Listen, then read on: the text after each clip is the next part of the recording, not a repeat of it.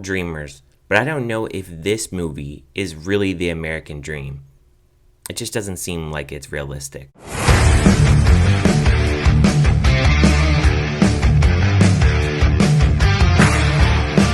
Hey everyone, my name is Ryan and welcome into the channel, and thank you guys for clicking on this video. Today I will be talking about a comedy drama film called American Dreamer, which will be premiering in limited theaters and also on VOD on March 8th. I'd like to thank Vertical Entertainment for sending this screener over to me and letting you guys know if this film is worth a watch. This film is directed by Dektor, and this is his directorial debut. It stars Peter Dinklage, Quinn, Danny Glover, Shirley MacLaine, and Matt Dillon. The film is about an economics professor who wants to buy his dream home, and when he actually does buy that said dream home, well, that comes with some complications. So I went into this film very fresh. I saw the poster, and honestly, it looked like it would be kind of like a romance movie filled with some comedy.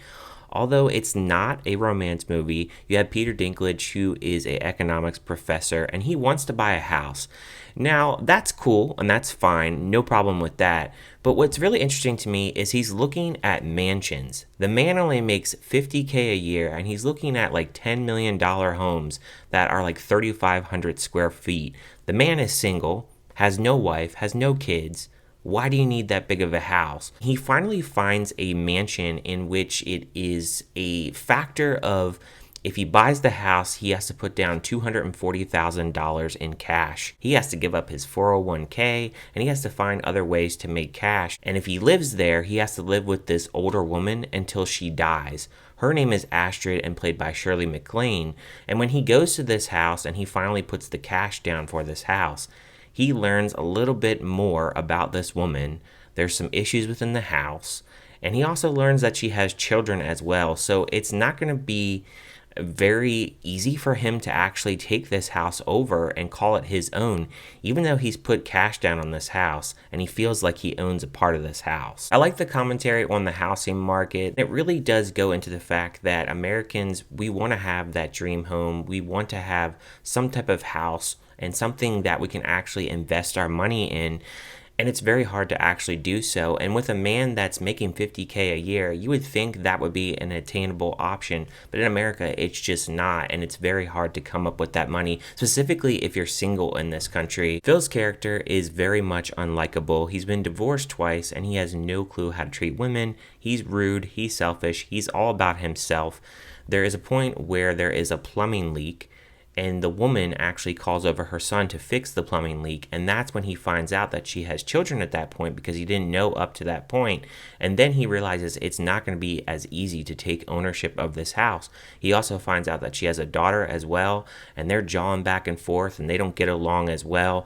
And throughout you really see the tension with them kind of brewing, and just kind of how they are very unsettled as a relationship because she knows exactly what he's trying to do and she's not going to allow him to take over this house. Matt Dillon plays Phil's realtor, and he really just wants his money. He is just all about trying to collect that cash.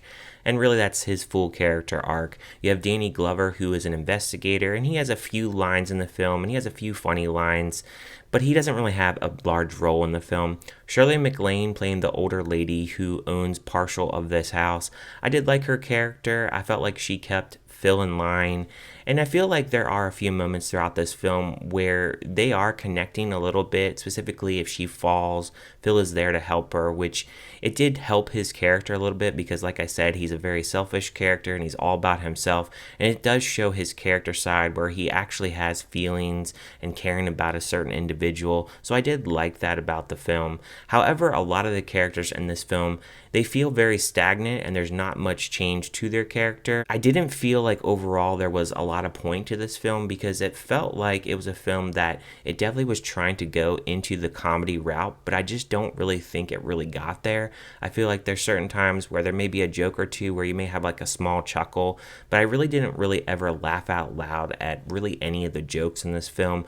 I feel more so it's kind of a drama study-ish of the American dream and how that may not be all what it's cracked up to be.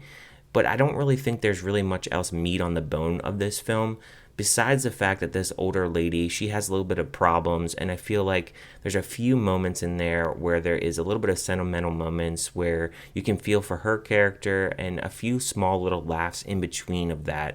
But other than that, there really isn't much else to this film, and I can't really give it a good score, to be honest, as I really wasn't all the way engaged throughout most of the film. So I would give a score of this film a 1.5 out of 5. It just wasn't that great. I definitely wanted more out of it. I know that it premiered in festivals in 2022, and it's just now getting that release. So I don't know if they had problems getting distributors to actually catch on to this film. And I also know too that this film is based on a radio show as well, which I don't know where that really ties into this movie, but it just feels like it's kind of a lukewarm kind of film that really kind of doesn't really dive too much into the housing market, a little bit of commentary here and there.